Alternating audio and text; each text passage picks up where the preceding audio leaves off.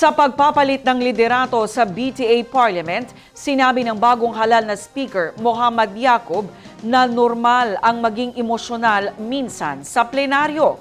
Ang pagkakaroon ng kanya-kanyang ideya ay normal din anya para sa mga lider na bumubuo ng Parliament. Narito ang buod ng pahayag ng opisyal.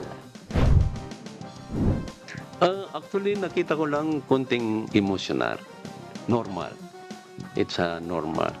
But the good things, kahit merong konting tension na discussion on the basis of the process, but finally, they arrive on the consensus agreement na the formal floor leader will be moved to higher position as Deputy Speaker.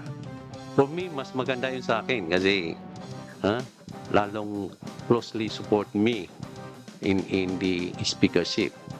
And then yung nakapalit, kasama rin natin from Tawi-Tawi na talagang very supportive din na lawyer. So, malamang in the beginning, ang tingin natin ay negative, but well, when the member of the parliament discuss and come on the decision na yun na yung mangyayari, so positive pala ang resulta. So sabi nila any challenge kapag result, positive ang result.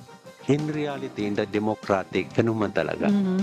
But the good thing in that if the leader non-partisan ang trying to unify all those followers,